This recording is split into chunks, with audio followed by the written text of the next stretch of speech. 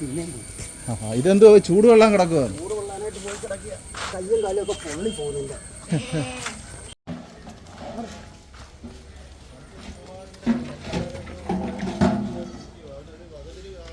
ചേട്ടാ നമസ്കാരം. നമസ്കാരം.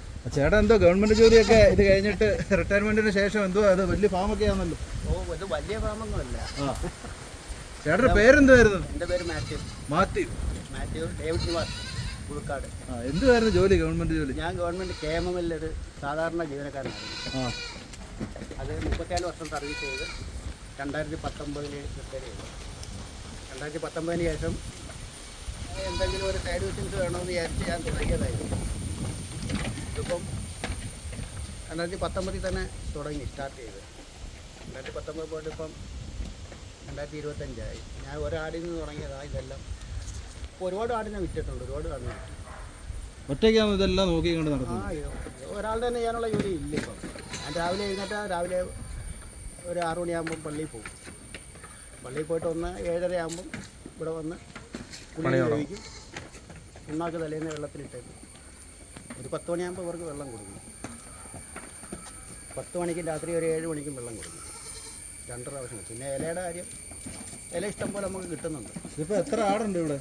ഇവിടെ ഇപ്പോൾ 27-28 എണ്ണത്തിനകത്തുണ്ട്.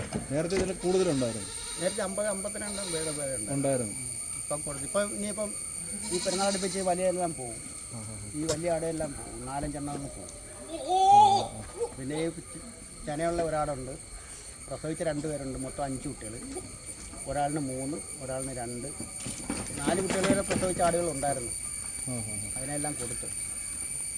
ഈ ആട് ബിസിനസ് ലാഭം ഉണ്ടോ അതോ നഷ്ടം? എല്ലാവരും പറയുന്നത് നഷ്ടമാണെന്നാണ് പറയുന്നത്. ചേട്ടൻ എന്താ പറയാനുള്ളത്? ലാഭവും നഷ്ടവും കണക്ക് കൂട്ടിയല്ല, നമുക്കൊരു ടൈം പാസും പിന്നെ ചെറിയൊരു ലാഭം കിട്ടും. ലാഭം കിട്ടുന്നില്ലെന്ന് നമുക്ക് പറയാൻ പറ്റത്തില്ല. ഇത് ഞാൻ 15,000 രൂപ മുടക്കായിരിക്കും ഉണ്ടായിരുന്നത്. പിന്നെ ഇതിന് 1,65,000 രൂപയ്ക്ക് ഷെഡ് അടിച്ചു. അതിപ്പോഴും അതേപോലെ തന്നെ നിൽക്കുന്നത്. പിന്നെ ഈ പ്ലാവിലെ അത് ഇതും പറിക്കുന്ന കാര്യത്തിന് ആൾക്കാർക്ക് ഭയങ്കര ബുദ്ധിമുട്ടാണ്. എനിക്ക് ചെയ്തിടം വരെ അതൊരു ബുദ്ധിമുട്ടായിട്ട് തോന്നിയിട്ടില്ല. എന്താ പറയുക, നമ്മൾ എവിടെ ആയാലും അവർക്ക് തീറ്റ ഇലയില്ലാത്ത ഒരു ദിവസമില്ല. എവിടെ പോയാലും ഞാൻ ഒരു 8 കിലോമീറ്റർ വരെ 10 കിലോമീറ്റർ വരെ ദൂരം പോയി ഇല കൊണ്ടുവന്നിട്ടുണ്ട്. ഇവിടുന്ന് കാവനാട്, തിരുവല്ലവാരം, കോയിവിള ഇങ്ങനെയൊക്കെയുള്ള സ്ഥലങ്ങളിൽ നമ്മൾ മുറിക്കാൻ പോകുന്നവരുടെ കയ്യിലെല്ലാം ഫോൺ നമ്പർ കൊടുക്കും. ഫോൺ നമ്പർ കൊടുത്താൽ അവർ മുറിക്കുമ്പോഴോ അല്ലെങ്കിൽ എവിടെയെങ്കിലും ഇല കിടക്കുവാണെങ്കിലോ ആളുകൾ എന്നെ വിളിക്കും ഉടനെ. കുട്ടികളെയൊക്കെ എത്ര രൂപ വെച്ചാണ് കൊടുക്കുന്നത്? ഈ കുട്ടികൾ മിനിമം 5 രൂപ കിട്ടാത്ത കുട്ടികളില്ല.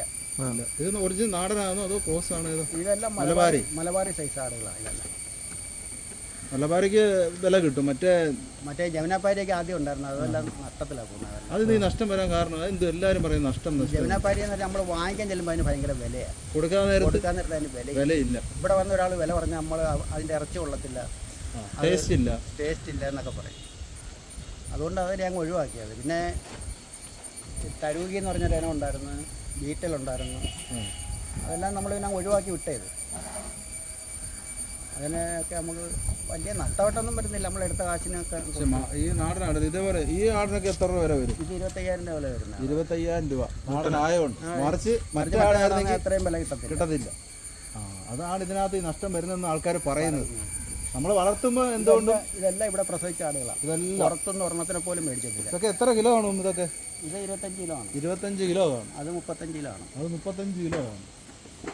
അതാണ് ഏറ്റവും വലിയ ഇവിടുത്തെ ഏറ്റവും വലിയ ആട്. ഇവിടെ നിൽക്കുന്ന കൂട്ടത്തിലുള്ള 35 കിലോ ഉള്ള ആട്. 35 കിലോ ഉള്ള ആട്. 35 കിലോ ആകുമ്പോൾ അതിന് എത്ര രൂപ? അത് നമുക്ക് 30 രൂപ കിട്ടിയാലേ കൊടുക്കും. 30 രൂപ കിട്ടിയാലേ കൊടുക്കത്തുള്ളൂ. അതിന് 28 രൂപ വില പറഞ്ഞു നിർത്തിയിരിക്കുന്നത്. ഇതിനൊക്കെ രാവിലെയും വൈകിട്ടും ഉച്ചയ്ക്കും ഒക്കെ എങ്ങനെ ഇതിന് ആഹാര ക്രമീകരണങ്ങൾ എങ്ങനെയാണ്? ക്രമീകരണങ്ങൾ പരുത്തി പുണ്ണാക്ക്, പുളിയരി, ഈ റേഷനരിയുടെ കഞ്ഞി വെച്ച് കൊടുക്കും. ഇതും കൂടെ 3ഉം കൂടെ മിക്സ് ചെയ്ത് 2 നേരം കൊടുക്കും.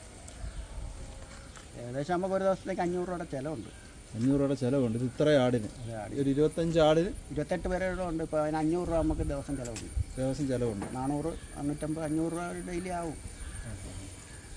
പിന്നെ നമ്മൾ ആ പൈസയുടെ ഒരു മൂല്യം എന്ന് പറഞ്ഞാൽ നമുക്ക് ചെറിയ വേറെ സൈഡ് ബിസിനസ് ഉണ്ട്. അതിൻ്റെ അകത്തുനിന്ന് എടുത്താണ് മറിച്ച് ഇത് ചെയ്യുന്നത്. അതുകൊണ്ട് നമുക്ക് പൈസയ്ക്ക് ബുദ്ധിമുട്ടില്ല. സാധാരണ ഒരാൾക്ക് ഇത് ചെയ്യാൻ പറ്റത്തില്ല. എന്താണെന്നറിയോ, ഡെയിലി 500 രൂപ എടുക്കാനില്ലാത്ത ആളിന് ഈ ബിസിനസ് നടത്താൻ പറ്റത്തില്ല. പറഞ്ഞാൽ ഈ 500 രൂപ നമ്മൾ സാധാരണ ഒരാൾ ജോലിക്ക് പോയി 1000 രൂപ കിട്ടിയാൽ അതിനകത്ത് 500 രൂപ എടുത്ത് പുണ്ണാക്ക് മേടിക്കാൻ പറ്റത്തില്ല. നമുക്ക് പിന്നെ വേറെ ഒരു സൈഡ് ബിസിനസ്സൊക്കെ വേറെ ഉണ്ട്.